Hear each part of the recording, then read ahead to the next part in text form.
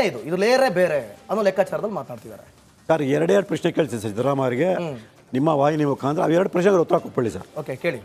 ಮೊದಲನೇದು ಅವ್ರ ಹೆಂಡತಿ ಶ್ರೀಮತಿ ಮೊದಲನೇದು 2005ನೇ ಇಸ್ವಿಲಿ ಮಹಾಮೇಧ ಮಲ್ಲಿಕಾರ್ಜುನ ಸ್ವಾಮಿಯವರು ಅನ್ಯಕ್ರಾಂತ ಆದೇಶ ಪಡ್ಕೊಂಡಿದ್ದಾರೆ. ಆ ಆದೇಶದಲ್ಲಿ ಮಲ್ಲಿಕಾರ್ಜುನ ಸ್ವಾಮಿಯವರು ಕರಾರ ಪತ್ರನ ಹಾಜರುಪಡಿಸಿದ್ದಾರೆ. ಹೀಗಾಗಿ ಈ ಆದೇಶ ಮಾಡಿದಂತೆ ಉಲ್ಲೇಖ ಇದೆ. ಅದರ ಪ್ರಕಾರ ಮಹಾಮೇಧ ಏನು ಕರಾರ ಪತ್ರ ಹಾಜರುಪಡಿಸಿದ್ದಾರೆ ಅದನ್ನು ರಾಜ್ಯದ ಜನರಿಗೆ ತೋರಿಸ್ಬಿಡಿ ಸರ್. ಯಾಕೆ ಅಂತ ಹೇಳಿದ್ರೆ ಆದೇಶ ಮಾಡಿದ 7 ದಿವಸಗಳ ನಂತರ ಅವ್ರ ಮಹಾಮೇಧ ಚಪಾಕದನ್ನು ಖರೀದಿ ಮಾಡ್ತಾರೆ. ಅದಾದ 10 ದಿವಸಗಳ ನಂತರ ಕರಾರ ಪತ್ರ ಕೊಟ್ಟಿದ್ದೀನಿ ಅಂತ ಹೇಳ್ತಾರೆ. ಅದರ ಕರಾರ ಪತ್ರಕ್ಕೆ ಸಹಿನೇ ಮಾಡಿಲ್ಲ, ಸಾಕ್ಷಿದಾರರು ಕೂಡ ಸಹಿ ಮಾಡಿಲ್ಲ. ಈಗಿರ್ಬೇಕಾದ್ರೆ ಅಂದರೆ ಅವ್ರು ಕರಾರ ಪತ್ರ ಕೊಡದಿದ್ರು ಕೂಡ ಕರಾರ ಪತ್ರ ಕೊಟ್ಟಿದ್ರೆ ಅಂತೇಳಿ ಜಿಲ್ಲಾಧಿಕಾರಿ ಆದೇಶ ಮಾಡ್ತಾರೆ ಅಂತಂದರೆ ನಿಮ್ಮ ಪ್ರಭಾವ ಇದೆಯಾ ಇಲ್ವಾ ನೀವೇ ಸ್ಪಷ್ಟೀಕರಣ ಕೊಟ್ಬಿಡಿ. ಅಥವಾ ಜಿಲ್ಲಾಧಿಕಾರಿ ಆದೇಶ ಮಾಡೋ ಪ್ರಕಾರ ಆದೇಶ ಮಾಡೋಕ್ಕಿಂತ ಮುಂಚೆ ನಿಮ್ಮ ಮಹಾಮೇಧ ಕರಾರ ಪತ್ರ ಕೊಟ್ಟಿದ್ರು ಅನ್ನೋದನ್ನ ದಾಖಲೆನ ರಾಜ್ಯದ ಜನಕ್ಕೆ ತೋರಿಸ್ಬಿಡಿ. ಇದು ನನ್ನ ಮೊದಲನೇ ಪ್ರಶ್ನೆ ಸರ್. ಎರಡನೇದು ಅವ್ರ ಹೆಂಡತಿ ಶ್ರೀಮತಿ ಪಾರ್ವತಿಯವರು 2014ನೇ ಇಸ್ವಿಲಿ ಮೂಢ ಆಯುಕ್ತರು ಒಂದು ಪತ್ರ ಬರೆದಿದ್ದಾರೆ. ಆ ಪತ್ರದ 2ನೇ ಪುಟದಲ್ಲಿ ವೈಟ್ನರ್ ಹಾಕಿದ್ದಾರೆ. ಕೆಲವು ಪದಗಳಿಗೆ ವೈಟ್ನರ್ ಹಾಕಿದ್ದಾರೆ. ಇದೊಂದು ಭಾಳ ದೊಡ್ಡ ಮಟ್ಟದಲ್ಲಿ ಚರ್ಚೆ ಆಯಿತು. ವೈಟ್ನರ್ ಹಾಕಿದ್ರಲ್ಲ, ಆ ವೈಟ್ನರ್ ಹಾಕಿದ ಕಾರಣ ಅವರೇ ಎಕ್ಸ್ ಖಾತೆಯಲ್ಲಿ ಹೇಳಿದರು. ಅಂದರೆ ದೇವನೂರು 3ನೇ ಅಂತ ಬಡಾವಣೆಯಲ್ಲಿ ನಿವೇಶನ ನಾವು ಕೋರಿದ್ವಿ, ಅಲ್ಲಿ ನಿವೇಶನ ಬಾಕಿ ಇರಲಿಲ್ಲ ಅನ್ನೋ ಕಾರಣಕ್ಕೆ ವೈಟ್ನರ್ ಹಾಕಿದ್ವಿ ಅನ್ನೋ ರೀತಿಯಲ್ಲಿ ಹೇಳಿದ್ರು. ಸೊ ಅಲ್ಲಿ ನಿವೇಶನ ಇದೆಯೋ ಅಲ್ಲೋ ಅನ್ನೋದು ಇದಕ್ಕೂ ವೈಟ್ನರ್ ಹಾಕೋಕ್ಕೆ ಏನು ಸಂಬಂಧ? ಸೊ ಅಲ್ಲಿ ನಿವೇಶನ ಇಲ್ಲದೆ ಹೋಗಿದ್ರೆ ಅವ್ರಿಗೆ ಆದೇಶ ಮಾಡೋ ಸಮಯದಲ್ಲಿ ನೀವು ಕೋರಿದಂಥ ದೇವನೂರು 3ನೇ ಅಂತೇಳಿ ನಿವೇಶನ ಬಾಕಿ ಇರಲಿಲ್ಲ, ಹಾಗಾಗಿ ನಾವು ಬೇರೆ ಕಡೆ ಕೊಡ್ತೀವಿ ಅಂತ ಆದೇಶ ಮಾಡ್ತಿದ್ರು. ನೀವು ವೈಟ್ನರ್ ಹಾಕೋಂಥದ್ದು ಏನಿದೆ ಇದಕ್ಕೆ ಸ್ಪಷ್ಟೀಕರಣ ಕೊಡಿ. ಇವೆರಡು ಇದಕ್ಕೆ ರಾಜ್ಯ ಜನತೆಗೆ ಮುಖ್ಯಮಂತ್ರಿಗಳು ಸ್ಪಷ್ಟೀಕರಣ ಕೊಡಲಿ. ಅವಾಗ ಅವರು ಅಪರಾಧ ಕೃತ್ಯ ಮಾಡಿದ್ರೆ ಇಲ್ಲಿ ಒಂದು ರಾಜ್ಯ ಜನಕ್ಕೆ ಗೊತ್ತಾಗುತ್ತೆ. ಸರಿ, ವೈಟ್ನರ್ ಹಾಕಿರೋ ವಿಚಾರವಾಗಿ ನನಗೆ ಇನ್ನೊಂದು ಸ್ವಲ್ಪ ಇನ್ಫಾರ್ಮೇಷನ್ ಬೇಕು. ಯಾವ ಕಾರಣಕ್ಕಾಗಿ, ಅಲ್ಲಿ ಏನಾಯಿತು, ಏನು ನಡೆದಿರಬಹುದು ಸರ್? ನಮ್ಮ ಅನುಭವ ನಮಗಿರೋ ಮಾಹಿತಿ ಪ್ರಕಾರ ದೇವನೂರು 3ನೇ ಅಂತ ಬಡಾವಣೆಯಲ್ಲಿ ಇನ್ನೂ ಸಾಕಷ್ಟು ನಿವೇಶನಗಳು ಖಾಲಿ ಇದೆ. ಆದರೆ ಅವರು ಅಲ್ಲಿ ನಿವೇಶನ ಬೇಡ ಅನ್ನೋ ಕಾರಣಕ್ಕೆ ವಿಜಯನಗರದಲ್ಲಿ ವಿಜಯನಗರ ಬಡಾವಣೆ ನಿವೇಶನ ಕೊಡಿ ಅನ್ನೋ ಉಲ್ಲೇಖ ಇತ್ತು ನಮ್ಮ ಅನುಮಾನ ಪ್ರಕಾರ. ಅದ್ರ ಮೇಲೆ ವೈಟ್ನರ್ ಹಾಕಿದ್ರು ಅವರು. ವೈಟ್ನರ್ ಹಾಕಿ ಅದನ್ನು ಮುಚ್ಚಿಟ್ಟಿದ್ದಾರೆ. ಸೊ ಆದರೆ ಈಗ ಅದನ್ನು ಏನು ಮಾಡ್ತಾಯಿದ್ರೆ ಅವರ ಆಪ್ತರಾದಂಥ ಮೈಸೂರಿನ ಎಂ ಲಕ್ಷ್ಮಣರ ಮುಖಾಂತರ ಅನಧಿಕೃತವಾಗಿ ಒಂದು ಸರ್ಕಾರಿ ಕಚೇರಿಯೊಳಗೆ ಅನಧಿಕೃತವಾಗಿ ಹೋಗಿ ಅದಕ್ಕೊಂದು ಏನೋ ಲೈಟನ್ನು ಬಿಟ್ಟು ಅಲ್ಲಿ ದೇವನೂರು 3ನೇ ಹಂತದಲ್ಲಿ ನಿವೇಶನ ಕೋರಿದೀವಿ ಅನ್ನೋ ಪದಗಳಿತ್ತು. ನಾವು ವೈಟ್ನರ್ ಆಗಿ ತೋರಿಸ್ಕೊಳ್ತಾರೆ. ವೈಟ್ನರ್ ಯಾಕೆ ಹಾಕಿದ್ರೆ ಅಲ್ಲಿ ನಿವೇಶನ ಇದೆಯೋ ಇಲ್ಲೊಂದು 2ನೇ ಪ್ರಶ್ನೆ. ಅದೇ ವೈಟ್ನರ್ ಹಾಕೋಂಥ ಅವಶ್ಯಕತೆ ಏನಿದೆ ಅನ್ನೋದ್ರ ಬಗ್ಗೆ ಸ್ಪಷ್ಟೀಕರಣ ಕೊಡಲಿ. ಸರ್, ಈಗ ಸಿದ್ದರಾಮಯ್ಯನವರು ಈ ಒಂದು ಹಗರಣದಲ್ಲಿ ನೇರವಾಗಿ ಭಾಗಿಯಾಗಿದ್ದಾರೆ ಅಥವಾ ಅವರೇ ಖುದ್ದು ಮಾಡಿದ್ದಾರೆ ಅನ್ನುವಂಥದ್ದು, ಅಥವಾ ತಮ್ಮ ಅಧಿಕಾರದ ಪವರನ್ನು ಬಳಸಿದ್ದಾರೆ ಅಂತನೋ ಕ್ಲಾರಿಟಿ ಕೊಡೋದು ಸರ್? ಅವರ ಅಧಿಕಾರ ಪ್ರವಾನ ಬಳಸ್ಕೊಂಡು ಪರೋಕ್ಷವಾಗಿ ಈ ಅಪರಾಧ ಕೃತ್ಯಗಳಿಗೆ ಅವರು ಕಾರಣರಾಗಿದ್ದಾರೆ. ಪರೋಕ್ಷವಾಗಿ? ಹೌದು. ಅವ್ರ ಪ್ರಭಾವನೆಯಲ್ಲಿ ಪರೋಕ್ಷವಾಗಿ, ಇಲ್ಲಿ ಅಪರಾಧ ಕೃತ್ಯಗಳಲ್ಲಿ ಪ್ರತ್ಯಕ್ಷವಾಗಿ ಭಾಗಿಯಾಗಿರ್ಬೇಕು ಅಂತೇನಿಲ್ಲ, ಪರೋಕ್ಷವಾಗಿ ಕೃತ್ಯದಲ್ಲಿ ಭಾಗಿಯಾಗಿದ್ರು ಕೂಡ ಅದು ಅಪರಾಧ ಅಂತಲೇ ಕಾನೂನು ಸ್ಪಷ್ಟವಾಗಿ ಹೇಳುತ್ತೆ. ಸೊ ಆ ಹಿನ್ನೆಲೆಯಲ್ಲಿ ಸಿದ್ದರಾಮಯ್ಯವರು ತಮ್ಮ ಅಧಿಕಾರವನ್ನು ಬಳಸ್ಕೊಂಡು ಪರೋಕ್ಷವಾಗಿ ಈ ಅಪರಾಧ ಕೃತ್ಯಗಳು ನಡೆಯೋದಕ್ಕೆ ತಮ್ಮ ಪ್ರಭಾವವನ್ನು ಬಳಸಿರಲ್ಲ. ಸೊ ಇವರು ಕೂಡ ಅಲ್ಲಿ ಆರೋಪಿಗಳಾಗ್ತಾರೆ. ಸೊ ಸ್ನೇಹಮಯ ಕೃಷ್ಣ ಅವರು ಹೇಳ್ತಾ ಇರುವಂಥದ್ದು, ಸಿದ್ದರಾಮಯ್ಯನವರು ನೇರವಾಗಿ ಈ ಒಂದು ಹಗರಣದಲ್ಲಿ ಭಾಗಿಯಾಗಿಲ್ಲ, ಪರೋಕ್ಷವಾಗಿ ಭಾಗಿಯಾಗಿದ್ದಾರೆ. ತಮ್ಮ ಅಧಿಕಾರದ ಅವಧಿಯಲ್ಲಿ ಅಧಿಕಾರವನ್ನು ದುರ್ಬಳಕೆ ಮಾಡಿಕೊಂಡಿದ್ದಾರೆ ಅನ್ನುವಂಥ ಮಾತುಗಳನ್ನು ನೀವು ಹೇಳ್ತಾ ಇದ್ದೀರಿ. ಓಕೆ, ಯಾವಾಗಿಂದ ಶುರು ಮಾಡಿದ್ರಿ ಸರ್ ಈ ಒಂದು ಪ್ರೋಸೆಸ್ನ ನೀವು ಹುಡುಕೋದಕ್ಕೆ? ಈ ಥರ ಆಗಿದೆ, ಹಿಂಗೊಂದು ನಡೀತಾ ಇದೆ. ಮೂಡ ಅಂತಂದರೆ ಮೈಸೂರು ನಗರಾಭಿವೃದ್ಧಿ ಪ್ರಾಧಿಕಾರ ಅದಿರುವಂಥದ್ದೇ ಅದಕ್ಕೆ. ಬಟ್ ಇದು ಈ ರೀತಿ ದುರ್ಬಳಕೆ ಆಗ್ತಾ ಇದೆ, ಇಲ್ಲೊಂದು ಹಗರಣ ನಡೀತಾ ಇದೆ. ಯಾವಾಗ ಗೊತ್ತಾಯಿತು, ಹೇಗೆ ಶುರು ಮಾಡಿ? ನನಗೆ ಜೂನ್ ತಿಂಗಳ ಕೊನೆ ಅಂತ ಗೊತ್ತಾಯಿತು. ಹಾಗಾಗಿ ನಾನು ದಾಖಲಾತಿ ಸಿಕ್ಕಿ ಪರಿಶೀಲನೆ ಮಾಡಿ ಅದಕ್ಕೆ ಪೂರಕವಾದ ಕೆಲವು ದಾಖಲಾತಿಗಳನ್ನು ಪಡ್ಕೊಂಡು ಪರಿಶೀಲನೆ ಮಾಡಿದ ಕೂಡಲೇ ನಾನು ನನ್ನ ಹೋರಾಟವನ್ನು ಪ್ರಾರಂಭ ಮಾಡಿದೆ. ಸೊ ಅದು ಇವತ್ತು ಈ ಮಟ್ಟಕ್ಕೆ ಬಂದು ನಿಂತಿದೆ.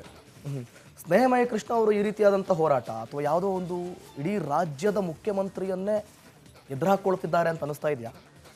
ಸರ್, ನಾನು ಯಾವುದೇ ವ್ಯಕ್ತಿಯಾಗಲಿ ಅವ್ರು ದೊಡ್ಡವರು ಚಿಕ್ಕವರನ್ನು ಭೇದ ಭಾವ ಇಲ್ಲ ಸರ್.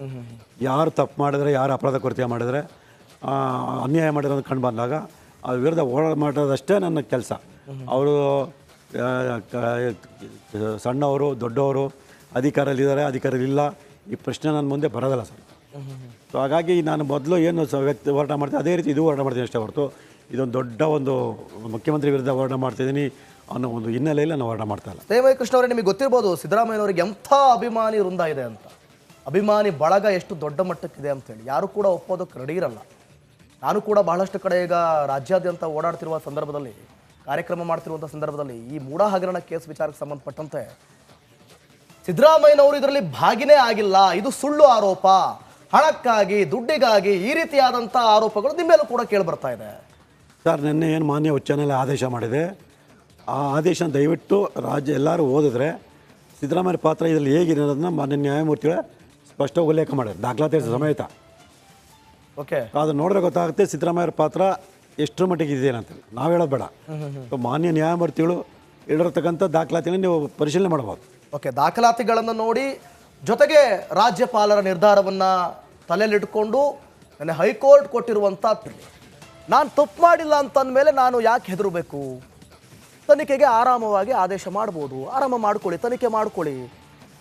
ಆದರೆ ಎಲ್ಲೋ ಒಂದು ಕಡೆ ಸಿದ್ದರಾಮಯ್ಯನವರು ತನಿಖೆಗೆ ಹಿಂದೇಟು ಹಾಕ್ತಿದ್ದಾರಾ? ಬನ್ನಿ, ಸ್ನೇಹಮಯಿ ಕೃಷ್ಣ ಇದ್ದಾರೆ, ಅವ್ರನ್ನ ಕೇಳ್ತಾ ಹೋಗೋಣ. ಸರ್, ಸಿದ್ದರಾಮಯ್ಯನವರು ತನಿಖೆ ಮಾಡಿಸೋದಕ್ಕೆ ಅಥವಾ ತನಿಖೆಗೆ ಬಿಡ್ಕೊಳ್ಳೋದಕ್ಕೆ ಹೆದರ್ತಾ ಇದ್ದಾರಾ, ಭಯ ಪಡ್ತಾ ಇದ್ದಾರಾ, ಆತಂಕ ಇದೆಯಾ ಅವರಿಗೆ?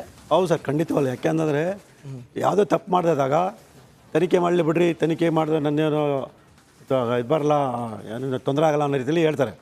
ಆದರೆ ಇವರು ತನಿಖೆ ಮಾಡೋದಕ್ಕೆ ಇಷ್ಟೊಂದು ಸಾಕಷ್ಟು ಸರ್ಕಸ್ ಮಾಡ್ತಾರೆ ನೋಡಿದ್ರೆ, ಅವರು ಅಪರಾಧ ಕೃತ್ಯ ಮಾಡಿದ್ರೆ ಅನ್ನೋದು ಅವ್ರು ಚೆನ್ನಾಗಿ ಗೊತ್ತಿದೆ. ಹಾಗಾಗಿ ತನಿಖೆಗೆ ಅವಕಾಶ ಕೊಡ್ತಾರೆ, ಸ್ಪಷ್ಟ ಗೊತ್ತಾಗುತ್ತೆ. ನೋಡಿ, ನಾನೊಬ್ಬ ಸಾಮಾನ್ಯ ವ್ಯಕ್ತಿ, ಸೊ ನನ್ನ ವಿರುದ್ಧ ಪೊಲೀಸ್ನವರು ಮತ್ತು ಇತರ ವ್ಯಕ್ತಿಗಳು ಸುಳ್ಳು 22 ಪ್ರಕರಣ ದಾಖಲೆ ಮಾಡಿದ್ದಾರೆ.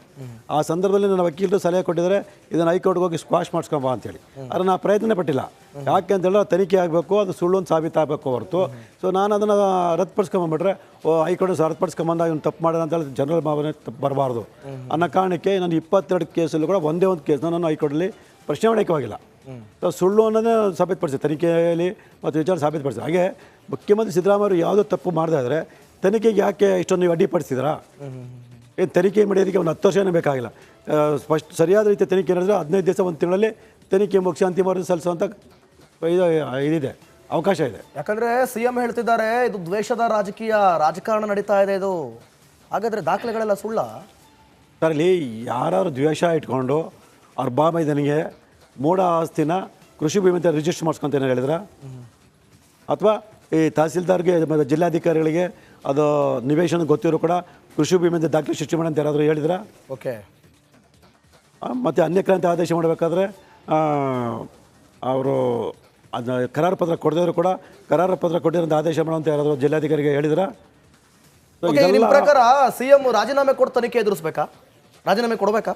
ಸರ್, ಅದು ನೈತಿಕತೆ ಇದ್ದಾಗ ಅದು ಕೊಡಬೇಕಾಗತ್ತೆ.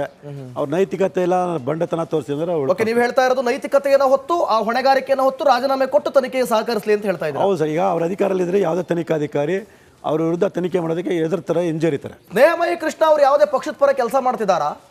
ಕೇವಲ ಲಂಚದ ಆರೋಪ ಅಲ್ಲ, ಈ ರೀತಿಯಾದಂಥ ಆರೋಪ ಕೂಡ ಇದೆ.